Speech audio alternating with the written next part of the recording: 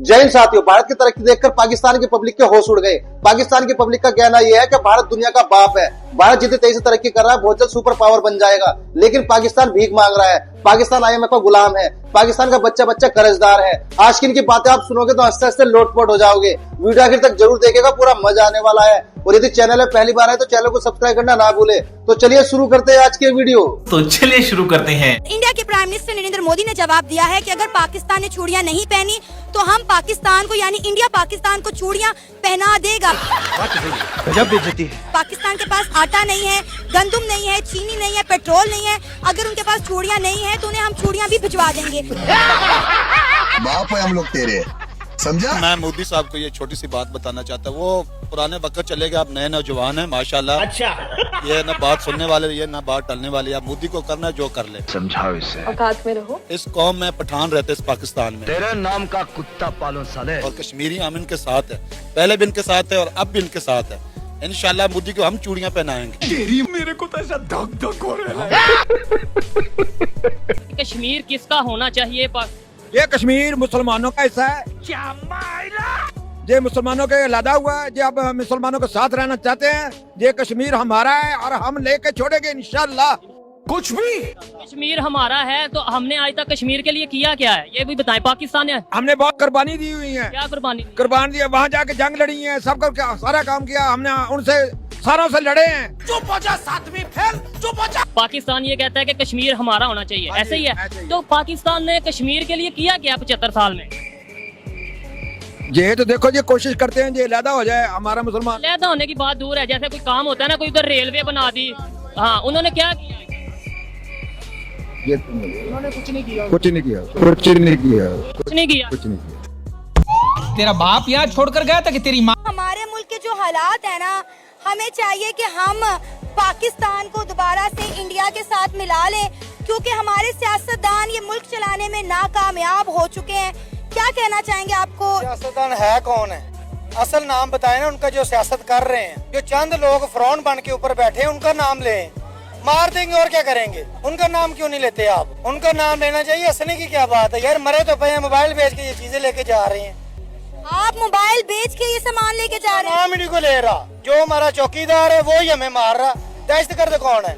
आपको नहीं पता दहशतगर्द कौन करवा रहा है? कहते हैं इंडिया करवा रहा है हमारे मुल्क में दहशतगर्दी। कोई इंडिया नहीं है, कोई दहशतगर्दी नहीं है, हम खुद दहशतगर्द बने हैं। हमारी जितनी वाम है 24-25 करोड़। बात ये है कि ये अपने हक के लिए 1 घंटा बाहर खड़ी नहीं हो सकती। नहीं हो सकते। ठीक है, अभी 100 या 200 थैला आटे का आप इधर रख लें, इन्हें सुबह से लेके 2 दिन इधर खड़ा कर लें। ये खड़े पार्टी बदल लिया साला।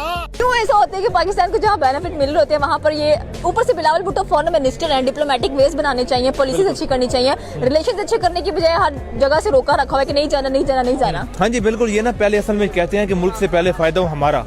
तो जब ये देखते हैं कि हमारा मेरा फायदा नहीं हो रहा तो हम किसी और का भी फायदा नहीं होने देंगे। जैसे हम बचपन में वो पतंग लूटते थे ना और देखते थे कि अभी हमसे चली जाएगी, फिर हम उसको फाड़ देते थे कि किसी को भी ना मिले। ये भी ऐसे देखते हैं कि मुझे फायदा नहीं मिल रहा तो किसी को भी ना मिले, इसलिए ना ये इस तरह की हरकतें करते रहे। हमारे मतलब आपको मत सिखा। अच्छा मुझे ये बताएं कि क्या हिंदुस्तान में रहने वाले मुसलमानों को मजहबी आजादी हासिल है? अगर हम मीडिया की तरफ से देखें तो बिल्कुल ऐसा नहीं है कि उनको कोई आज़ादी हासिल है। अगर पाकिस्तान के मीडिया को देखेंगे तो अलग नजर आएगा, इंडिया के मीडिया को देखेंगे तो अलग नजर आएगा। तो ये आपस में क्लैश चलता रहेगा।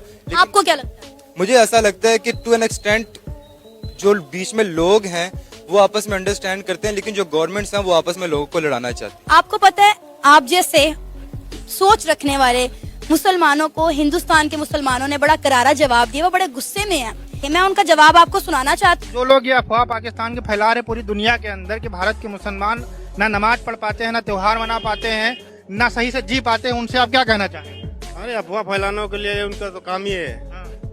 अफवाह फैलाने लोग जो जिनका है उनका तो यही काम ही है। वो देख रहे हैं, वहाँ के लोग बहुत देखते हैं, कमेंट करते हैं। वहाँ के लोग जो देखते हैं तो अच्छी बात है, देखना चाहिए। लेकिन हिंदुस्तान में कोई मतलब जात पात का कोई भेदभाव नहीं है यहाँ। ये क्या हो गया? ये क्या सुन रहा हूँ मैं? पीपल ऑफ इंडिया, उनका मोदी जो है वो लाख हम कह दें, वो आंखों में आंखें डाल के रशिया के साथ उनकी तिजारत है। रशिया से वो तेल लेते हैं, रशिया से वो गैस लेते हैं। उनका दिल चाहता है तो वो चीन के साथ अपने सफारती ताल्लुकात बरकरार रखते हैं। They are not like, they don't have tremor they are not freedom, उनके यूरिन नहीं निकल रहा है कि हाय अमेरिका हमें पिसा के रख देगा। अगर अमेरिका हम पे बम डालेगा, ईरान ने अब यही कहा ना, ईरान के हमारे जनरल ने भी कह दिया है कि वी विल डू और डाई, ये तो अल्टीमेट। अच्छा क्या है तो हमने भी करना ही है। तो मैं यही कह रही हूँ, इस वक्त हम बात करें इंडिया और पाकिस्तान की, हमें चल्लू भर पानी में डूब मरना चाहिए if we can't do anything in spite of having a big Islamic atomic power. रुला दिया ना बेचारी को।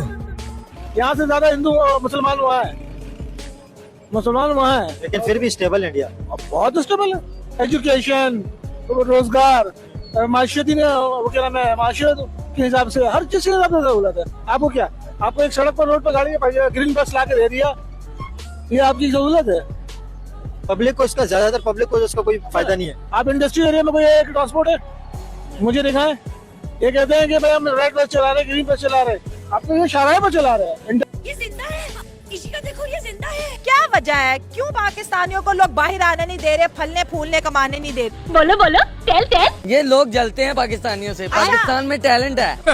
ईरान भेजेंगे, मैं ईरान से आगे खुद ही चला जाऊंगा। यूएई चलेंगे, यूएस से जिधर भी अमेरिका लंदन घूम फिर के आ जाऊंगा। ये पाकिस्तानी ऐसे बदनाम बिना कागजों के, बिना कागजों के। ये तो पाकिस्तान में टैलेंट है ना। अच्छा पाकिस्तान की महंगाई कहती है कि सऊदी अरब में जाके भीख मांगो, यूएई में जाके भीख मांगो। नहीं, वो जरूरी तो नहीं पाकिस्तानी होते हैं जो भीख मांगते हैं। ये पाकिस्तानी को वैसे बदनाम किया हुआ है। इंडिया में जब गंजा हो जाए उसको कहते हैं गजनी, पाकिस्तानी जब गंजा करे तो फिर उसको कहते हैं भीख मांगना। Are you comedy me? Pakistan ठोकेगा इंडिया को। इंडिया समझता है हम जीतेंगे, मगर हमें अपनी फौज पे यकीन है और अल्लाह के हुक्म से और हम ही जीतेंगे। और इंडिया के जो तजियाकार है, जो समझदार है इंडिया के, वो ये कहते हैं अब पाकिस्तान से लड़ने वाली बात नहीं करो, अब कंप्रोमाइज करो। नहीं, देखें, जंग की बात जैसे आप यहाँ पे बात कर रहे हैं कि जज्बा है, इस तरह इंडिया के अंदर भी यही बात होती है कि हमारे अंदर जज्बा है, हम लड़ेंगे। इंडिया वाले भी तो लड़ेंगे, उन्होंने भी तो तैयारी कर रखी है ना। फिर जो इंडिया और पाकिस्तान की इस वक्त बातचीत चल रही है, आप क्या समझते हैं बातचीत सक्सेसफुल होनी चाहिए? जिस तरह 4 कंट्रियों के अंदर ये बात हुई है, आपको क्या लगता है कितनी पॉसिबिलिटी है इसकी सक्सेसफुल होने की, और ये होनी चाहिए नहीं होनी चाहिए? हाँ, जहाँ कंप्रोमाइज हो, जहाँ हमारा फेवर हो, तो वहाँ पे आदमी हुक्म भी यही है, आप कंप्रोमाइज करो। नहीं, मैं गाली नहीं दे सकता। नहीं, गाली नहीं देना। फैमिली देखती है, वरना मैं ऐसे गाली दूं, ऐसे गाली दूं ना, जिंदगी भर याद रखें ये बड़े हुए। इंडिया ने क्या पाया है? इंडिया ने तो सिर्फ खोया ही है। पाकिस्तान ने पाया अल्हम्दुलिल्लाह। पाकिस्तान को हमेशा जिस तरह इज्जत मिलती है, ये वो इज्जत मिली भी है, और इंशाल्लाह आगे भी हमेशा जो है ना इससे हम जो सुरखरू रहेंगे। अच्छा।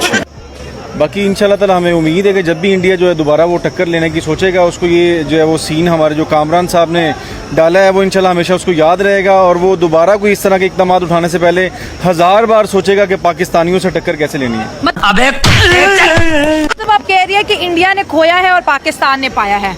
इंडिया ने क्या खोया है? इंडिया ने अपनी रिस्पेक्ट खोई है। भाई साहब कुछ ज्यादा नहीं हो गया?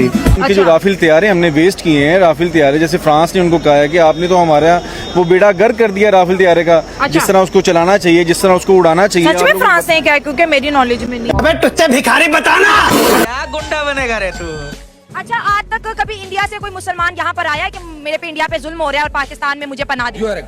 ये बहुत बड़ी मिसाल है कि आज से 2-3 माह पहले उनके आर्मी के 2-3 आदमी बॉर्डर क्रॉस करके तो पाकिस्तान के अंदर आए हैं, और उन्होंने बड़े फख्र से बोला कि हम पाकिस्तान की आर्मी में जाना चाहते हैं। यहाँ पे इनकी वर्दी अच्छी है, इनका डिसिप्लिन अच्छा है, इनका खाना अच्छा है। ये तो कई दफा हो चुका है। ये कब की बात है? हमें तो नहीं पता। आप अपना मीडिया देखिए, ये हुआ है। फिर उन्होंने उन्हें उसकी राइफल वगैरह और उसे बॉर्डर के जरिए उसके हवाले किया है। ये आज से 3-4 माह की बात है, और मैंने ये न्यूज पे देखा है। चल चुप। अरे कौन भौंक रहा है? अनफॉर्चुनेटली मैंने तो ऐसी कोई खबर नहीं सुनी है कि इंडिया की आर्मी यहाँ आई हो और कह रही हो कि यहाँ की वर्दी अच्छी, हमें ये वर्दी पहनी है। गजब बेइज्जती। झूठ बोलो, बार झूठ बोलो। क्योंकि मैं चूतिया हूँ, मेरा दिमाग चूतिया है। जब वो मर जाएंगे तो फिर कैसे शादियां करेंगे? बाकी जब लड़की किसी कश्मीरी से शादी करने का सोचती है तो उसके जहन में ये बात होती है कि भाई अगर मैं इससे शादी करूंगी तो कल बेवा बनने के लिए मैंने तैयार रहना है, तो इस वजह से वो हिंदुओं के साथ शादी करने के लिए तैयार रहती है। और बाकी जहाँ तक मजहब तब्दील करने की बात रही, तो हो सकता है इसमें साजिशें हों, कोई मजबूर किया जाए किसको कि ये खबरें फैलाएं, झूठी खबरें हो सकती हैं, और ऐसा भी हो सकता है कि मजहब छोड़ के जाएं। तो इसमें यह है कि हम कहेंगे कि वो स्कॉलर्स जो इख्तलाफात पर इख्तलाफात बयान करते हैं, तो उनकी इसमें कमजोरी है और उनकी खामियां हैं, क्योंकि जब एक मौलवी कहेगा कि देवबंदी सिर्फ जन्नत में जाएंगे और दूसरा कहेगा सिर्फ बरेलवी जाएंगे, बरेलवी कहेंगे कि देवबंदी गुस्ताख रसूल हैं और देवबंदी कहेंगे कि बरेलवी मुशरिक हैं, तो फिर वो इस्लाम से कंफ्यूज हो जाएंगे। और सुने अब वो इंटरव्यू आया हुआ था कि ख्वाजा आसिफ कहते हैं ना इंटरनेशनल मतलब चैनल वाले उनसे बात कर रहे हैं कि यार हमने ना ड्रोन गिरे हैं, इंडिया के जेट्स गिरे हैं, तो हमने बड़ा कारनामा अंजाम दिया है। तो उन्होंने कहा कि हमें सबूत दिखा दो, तो वो क्या कितनी अच्छी बात कर रहे हैं, सोशल मीडिया पे है। तुम्हें खुद पता नहीं है कहाँ पे गिरा है, कहाँ पे कैसे चल रहा है, सब कुछ तुम कहते हो सोशल मीडिया पे। बता तो दिया, खुद ही पता कर लो ना। Social media social media use नहीं करते, इन्हें पता नहीं है ना। इंटरनेशनल ख्वाजा साहब को मैं कहता हूँ कि अभी रिटायरमेंट होना चाहिए। अबे उनके हालात नहीं है चलने। सीरियस जवाब देना चाहिए ना। जी बिल्कुल बिल्कुल। कुछ आप किधर इंटरव्यू किधर दे रहे हैं, ठीक है, उधर सीरियस जवाब देना चाहिए। देखिए ये ऐसे जंग नहीं हो रही, ये ऐसे मजाक हो रहा है। अच्छा अच्छा अच्छा, जंगे ऐसे नहीं होती, ठीक है। क्या हुई? आप इंडिया को उठा के देखें भाई, वो टेक्नोलॉजी मर्सिडीज की वहाँ असेंबलिंग हो रही है, दुनिया के लीडिंग ब्रांड जो है उनकी सारी वहाँ पे, हमारे यहाँ पे हमारे वो एप्पल का जो था वहाँ पे आ गया। आपकी पूरी असेंबली वहाँ पे मौजूद है, दुनिया के मेजर टॉप ब्रांड्स वहाँ पे मौजूद हैं।